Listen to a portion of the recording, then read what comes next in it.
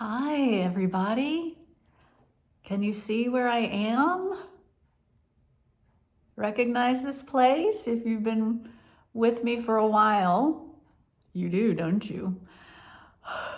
This is our home in Longview, and this is my own, I call it my art room. I'm here. We're here. We're here. Hold on a second. Did I close this door?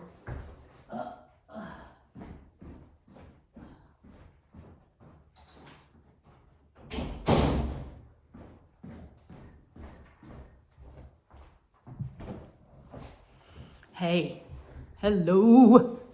It's getting dark outside, so I hope I'll keep enough light in this place.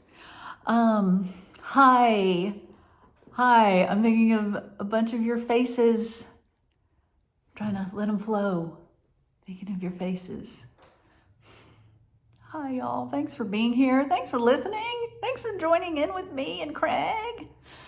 I know he's not always in the videos, but he's officially a part. We're home. We've been home 48 hours. And so you just saw the first part of this video. I forgot. I had the other little part where we were getting off the exit on the interstate. I hope that Craig can figure out how to splice them together. He has figured it out a couple of times recently, so we just don't do it often enough to remember what to do. But anyway, we're going to do it. Okay. So anyway, that's right. You have already heard me say we're home. Okay. But we've been home 48 hours, and this is what it's been like. It's been surreal is the perfect word for it. It's just, as my mom said, how can any soul take in that much change in such a short time? And it's true. It's just going to take time for our psyches to take it all in. But we got here, and a friend from church met us here, and it was so wild to see her. It was so good to see her. We have seen a few friends from Longview came and saw us in Dallas, and that was surreal also. But there's something even more so seeing her here. It's like, oh, we're back and we're connecting again. Like, it felt so encouraging. And so she helped us unload the car, and then we went and got the dogs, and we were hoping for some great, big, exciting reunion, but we knew it would be probably not, because we're picking up at the boarding place.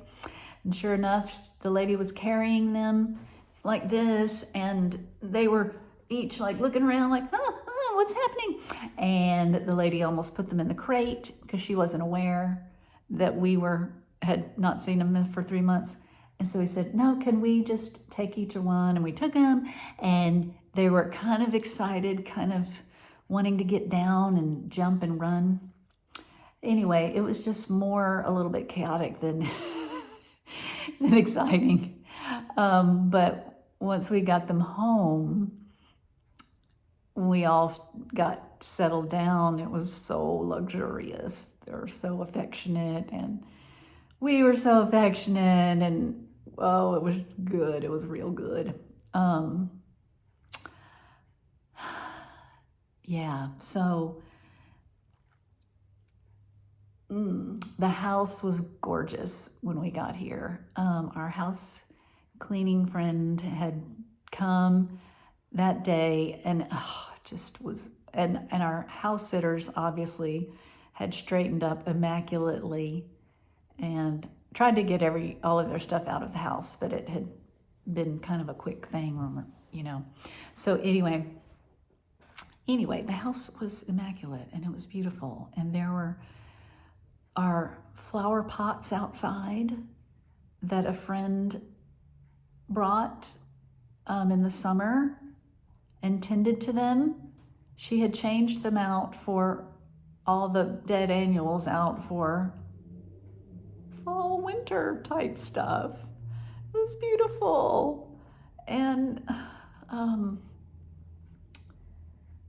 what else? Yeah, so I loved my house when we walked in. You know, I was just like, oh my gosh, our house, this is so different. I remember you.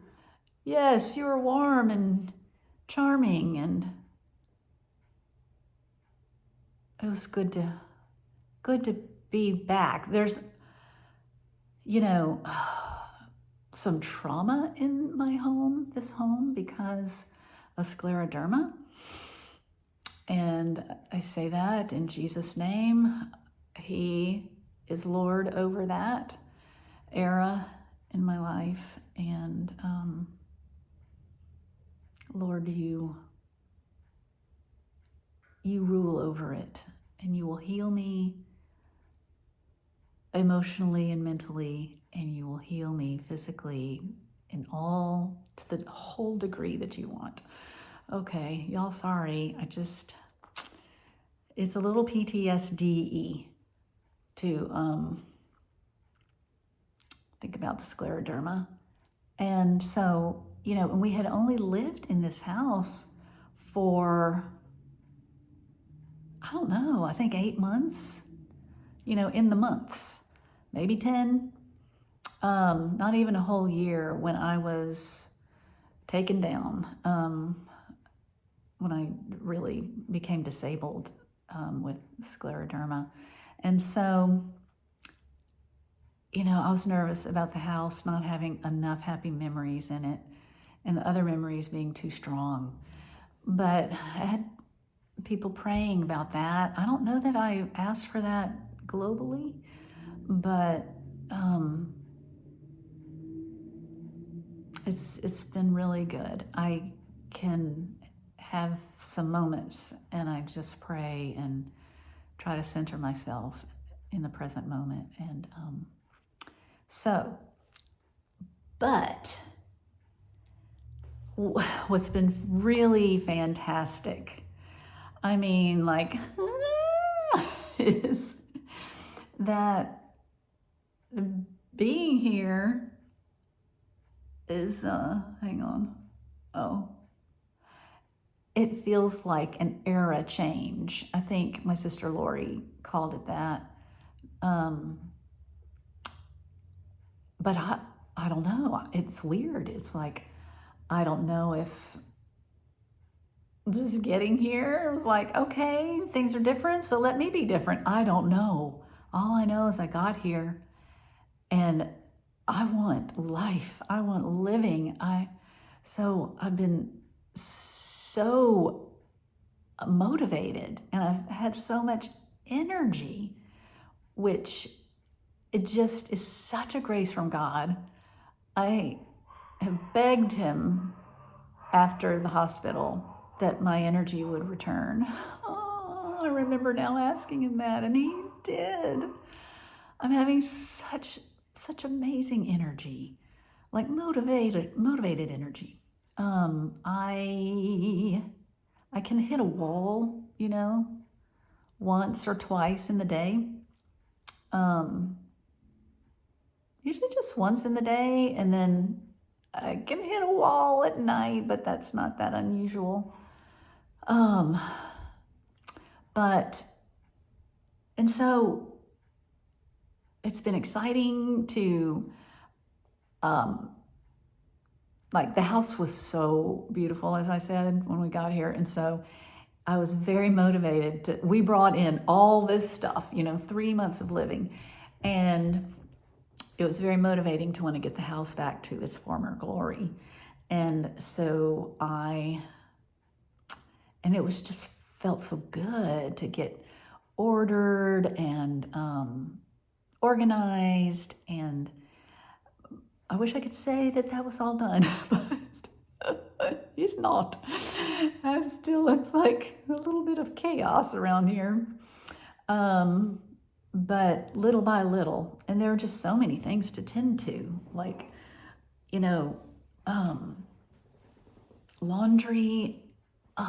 We had just some things we needed to wash here, and restocking our food. We had to make a big, huge grocery list, and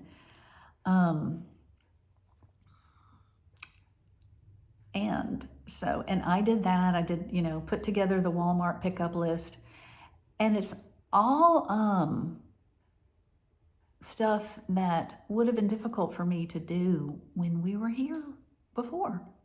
Like before we left for Dallas, I was so weak.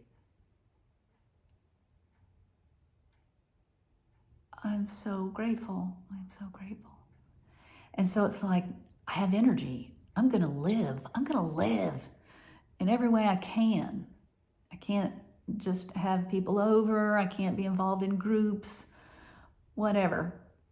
But I can do stuff. So I made up our list and decided that it's time for us to start cooking again.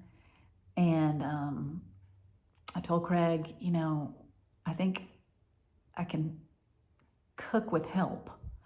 And so I, put all that on the grocery list to make, guess what? Red beans and rice. One of my favorite foods, and we can't really find a place in Longview that has it. We used to pick it up from a place in Marshall that was really good, a Cajun person who had grown up in South Louisiana. Anyway, but I know how to make it, and so it is currently simmering on the stove. And I always get a little nervous about whether the beans are going to soften up just right. Do you have that fear? Who makes red beans and rice? So anyway, I feel like the Great British Baking Show. I've put it all in the oven on the stove and waiting to see if it's going to turn out raw.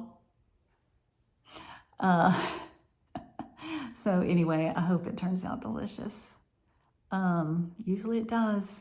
So I put a ham hock in there, and of course sauteed the onion and bell pepper to tender and to a little bit of caramelizing, and I added sausage, and I fried it up before putting it in so it wouldn't just soak up I don't like them just soaked with the red bean juice flavor. They need to have that sausage flavor. So anyway, yep, I did all that. I hope it's going to be delicious. It felt really good to be cooking. Oh my gosh. So anyway, when I made the list of groceries and did the Walmart pickup thing online, I told Craig, I'm going to get it too. I can drive. You guys, I can drive. I don't know if I've even made it clear that I don't drive. I haven't driven since, I don't know, last December, last November. How can that even be possible, y'all? A year. And I wondered if I would ever be able to drive again. Oh my gosh. But part of that was the onset of scleroderma. My legs were so swollen that I couldn't do much with them. And so I couldn't really manage the pedals too well. And then I had to start taking pain meds galore, and I didn't feel like it would be right for me to be driving. And so anyway, once I started chemo, when we found out I had cancer again, that systemic all over pain just went away. And that itching. Oh my God. Oh, I'm just remembering being so grateful. And so anyway, the itching just didn't have to do with driving, but and so I was able to get off all pain medication back in June, maybe July, tapering off and figuring out what, and I would get off of them and I would feel the same. So amazing. So anyway, but let's see. But then I've been having all this treatment for 6 months. And so it would make me weak. And I, lost so much weight and that I was weak. And I was afraid to burn any calories. And so I'd try to not move around too much during the day. That was horrible. I wish someone had told me not to do that. But anyway, and it was so hot. It was so hot this summer. I couldn't step outside. I would just be wilted. And so, because I would think about, I want to try to drive around the neighborhood when I was off the pain meds and everything. And my legs, the swelling went down at some point from a medication that I started on scleroderma, probably back in February or March. So anyway, my legs were fine, and I kept thinking, I want to drive around the neighborhood and see what happens. I need to see that I can drive. But it was so hot, and our car is not in a garage, and so it's so hot. And I just kind of couldn't do it. So in Dallas, when it got cooler, right before I went to the hospital, I was like, Craig, I have to try driving. And I had thought in Dallas I couldn't because of so much traffic, and what if I just wasn't ready? And some of the time I felt terrible there too, lots of the time. Having the collections of the stem cells was exhausting to my body. And then I had the chemo to get more stem cells, and then I did more collection of stem cells. So a lot of times I wasn't feeling that good. So anyway, but as we were just kind of waiting to get to the hospital and start the actual transplant, I thought, I want to try to drive. I'm feeling good. And so one consideration is my hands. I thought maybe my hands just are going to prevent me from driving. I have to be sure that I'm a safe driver. And so one Sunday afternoon, when the traffic, is a lot less in Dallas, Craig and I were at a park, and it was in a neighborhood. And when we went back to the car, I said, hey, I want to drive. And so we drove all around the neighborhood, all around, and just like getting back on a bike. And my hands it's like the curves are just right for my steering wheel. It just works. I have pressure on the steering wheel, and it worked. And so we left the neighborhood, we went out on the highways and home. No, first I dropped Craig off to go into Walmart, went around the parking lot, picked him up again, and we went home. And the next day, I drove to a park by myself and did some walking. And then I drove to Chick-fil-A to get a shake. And it was, I cannot tell you how life-giving it was to take care of myself. And to driving is really great. It's such an awesome thing. You go where you need to go. So, but then I was admitted pretty quick. So after that,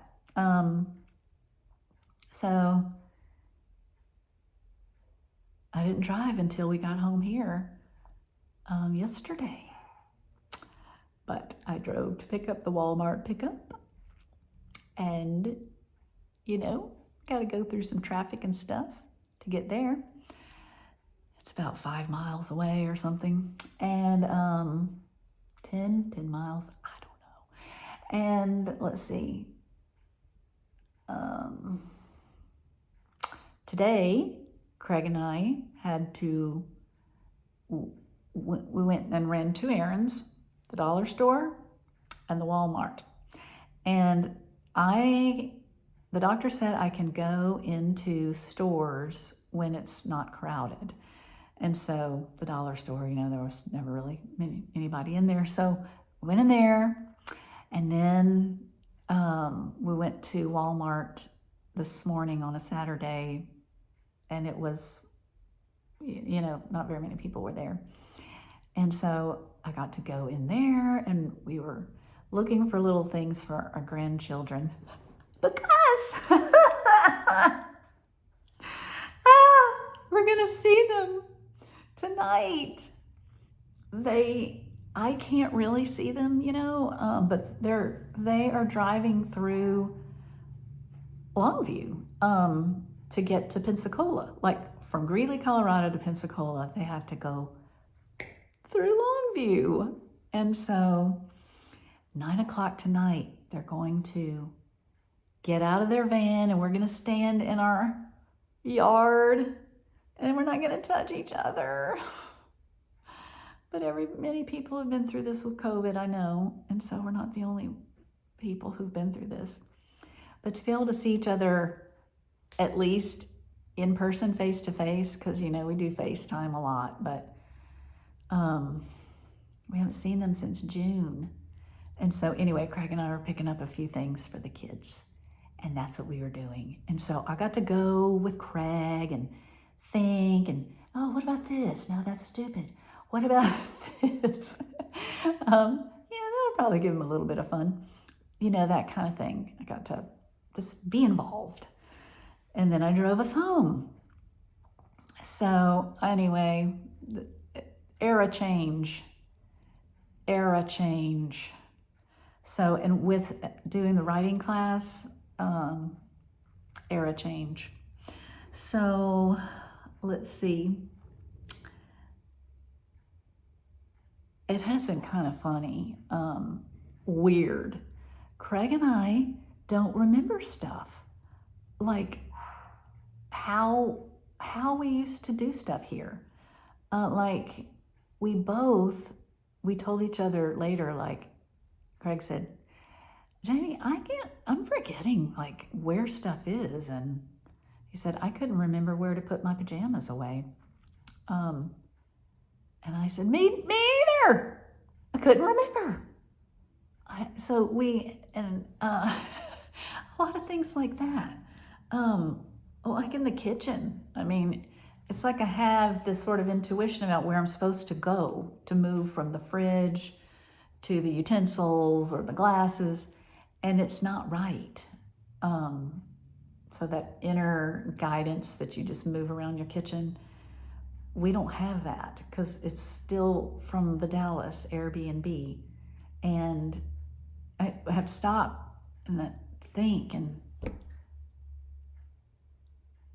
sometimes it's a quick thing like, oh yeah, of course. And sometimes like, I don't know, I don't remember. It's so wild, y'all. And like Belle, our dog, Craig was gonna feed them, and he put their bowls down, and Belle did a little spin, like a 180, no, a 360 spin, and then went to the bowl. And Craig said, did you see that? Belle did a spin. And I said, wasn't she the one that always did the spins? And we couldn't remember. So it's 3 months. 3 months. We didn't know that it would wipe our memories. Oh. So, and Craig couldn't remember how to use our coffee maker. I can laugh with him. He had to look it up online.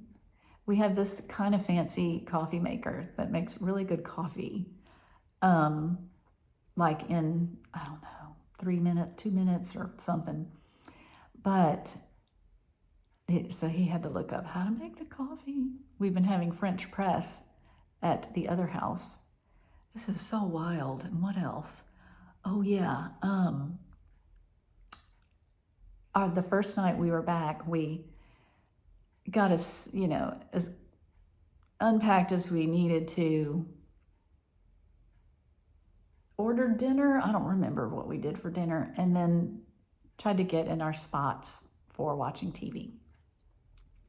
And while we were watching TV, we would be talking about the show, and so I would never, like, my brain wouldn't switch over to actually ask Craig about this, but I kept noticing that he was using this one remote, and he was pointing it at the TV when he needed to use the little one to do what he was doing. When I'd be thinking, get the little one. But that was at the Airbnb. We had to have the black remote, the bigger one, and then we had to have our little Apple TV remote. And so we had to go the two. And he was not using the little one, and I was so confused. But I was tired enough and watching TV that I didn't say anything until today. I picked up the remote and was like, that's right. We didn't have two remotes before. And I kind of remembered the remote. Like, where's the mute button? It's just weird. So that is like the tip of the iceberg on, what must be going on in our souls and our psyche and our emotions about all the smells, all the expectations. Yeah, man, it's a lot. It's a lot. But I will tell you, I have felt full of hope. And Craig is feeling ready to dive into work. So these are things I can't believe I'm saying. The only thing that I am not motivated to do is deal with a medical phone call. It's like, I don't want to think about that. Don't call me. Don't make me think about that. And Walgreens, leave me alone. I know I need to refill that medicine, but shut up. I walk into my bathroom and I see a bag of medicines and I'm just like, leave me alone. Oh gosh, I'm so sick of being sick. And for that being the subject matter of all my days long. Oh my gosh. So anyway, I'm so happy. And I have to be responsible. I know I need to take my medicines and all that. I'm doing it. But anyway, so I think that about covers it. I mean, I'm trying to keep my head up and be cheerful about Craig and me being alone on Thanksgiving. Yeah. But yeah, I hope I can stay encouraged. I'm just thinking we'll start decorating for Christmas. We'll watch the Macy's parade on Thanksgiving, and we can cook together. We can make some stuff with, me and my experience and my broken hands and Craig's little bit of experience and very good hands. We can make a Thanksgiving meal, and then we'll just talk to our family on FaceTime and stuff like that. And yeah, that's about it. Well, I love you all. I hope you're doing well. I'm sure you're thinking tons about the holidays and your families, and that often involves sadness, cheer, hopes, excitement. I just hope that y'all are feeling the support of God and the centrality of God in the holidays that are coming up.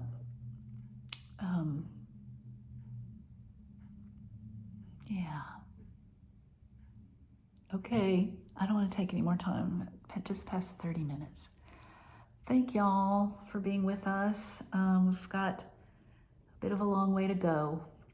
My next thing is I have to go Monday to my local oncology place. It's so amazing. I haven't been there in so long, and that was, I've done so much there.